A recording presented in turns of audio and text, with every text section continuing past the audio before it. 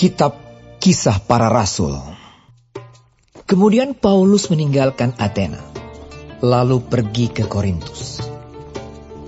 Di Korintus ia berjumpa dengan seorang Yahudi bernama Aquila, yang berasal dari Pontus.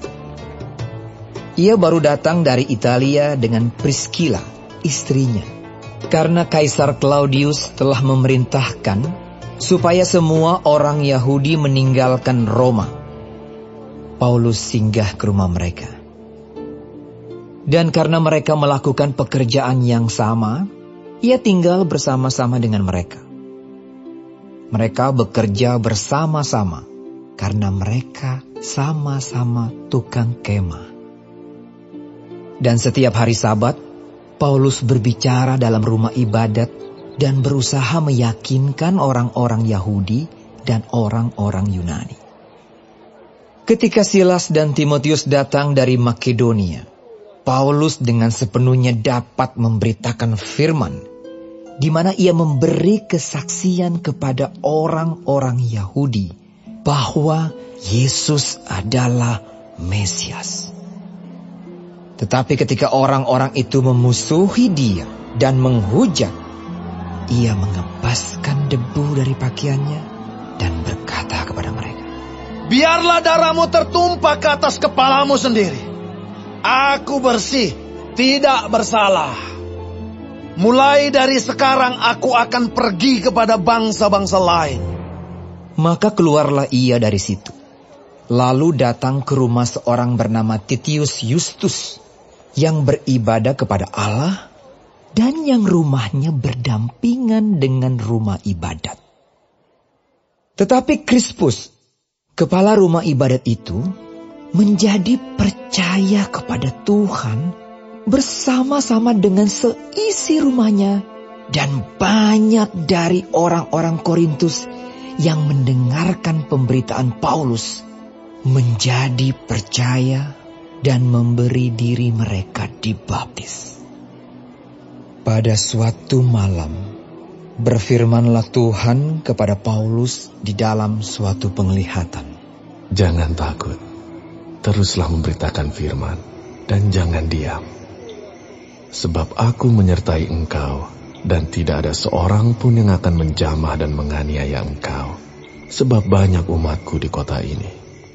Maka tinggallah Paulus di situ selama 1 tahun 6 bulan, dan ia mengajarkan firman Allah di tengah-tengah mereka. Akan tetapi, setelah Galio menjadi gubernur di Akhaya, bangkitlah orang-orang Yahudi bersama-sama melawan Paulus, lalu membawa dia ke depan pengadilan. Kata mereka, "Ia ini berusaha meyakinkan orang untuk beribadah kepada Allah dengan jalan yang bertentangan dengan hukum Taurat."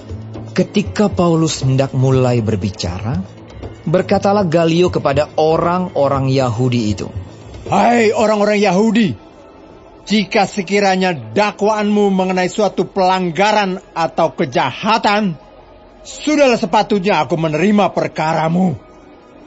Tetapi kalau hal itu adalah perselisihan tentang perkataan atau nama atau hukum yang berlaku di antara kamu, maka hendaklah kamu sendiri mengurusnya.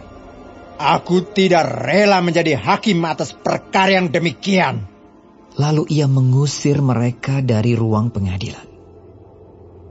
Maka orang itu semua menyerbu Sostenes, kepala rumah ibadat, lalu memukulinya di depan pengadilan itu. Tetapi Galio sama sekali tidak menghiraukan hal itu. Paulus tinggal beberapa hari lagi di Korintus. Lalu ia minta diri kepada saudara-saudara di situ dan berlayar ke Syria. Sesudah ia mencukur rambutnya di Kengkrea karena ia telah bernazar. Priscilla dan Aquila menyertai dia. Lalu sampailah mereka di Efesus. Paulus meninggalkan Priscilla dan Aquila di situ. Ia sendiri masuk ke rumah ibadat dan berbicara dengan orang-orang Yahudi. Mereka minta kepadanya untuk tinggal lebih lama di situ, tetapi ia tidak mengabulkannya. Ia minta diri dan berkata, Aku akan kembali kepada kamu, jika Allah menghendakinya. Lalu bertolaklah ia dari Efesus. Ia sampai di Kaisarea, dan setelah naik ke darat dan memberi salam kepada jemaat, ia berangkat ke Antiokhia. Setelah beberapa hari lamanya ia tinggal di situ, ia berangkat pula, lalu menjelajahi seluruh tanah Galatia dan Frigia untuk meneguhkan hati semua murid. Sementara itu datanglah ke Efesus seorang Yahudi bernama Apolos yang berasal dari Alexandria. Ia seorang yang fasih berbicara dan sangat mahir dalam soal-soal kitab suci. Ia telah menerima pengajaran dalam jalan Tuhan. Dengan bersemangat ia berbicara dan dengan teliti ia mengajar tentang Yesus. Tetapi ia hanya mengetahui baptisan Yohanes. Ia mulai mengajar dengan berani di rumah ibadat. Tetapi setelah Priscilla dan Aquila mendengarnya, mereka membawa dia ke rumah mereka dan dengan teliti menjelaskan kepadanya jalan Allah. Karena Apolos ingin menyeberang ke Akaya, saudara-saudara di Efesus mengirim surat kepada murid-murid di situ, supaya mereka menyambut dia. Setibanya di Akaya, maka ia, oleh kasih karunia Allah, menjadi seorang yang sangat berguna bagi orang-orang yang percaya. Sebab dengan tak jemu-jemunya, ia membantah orang-orang Yahudi di muka umum dan membuktikan dari kitab suci bahwa Yesus adalah Mesias.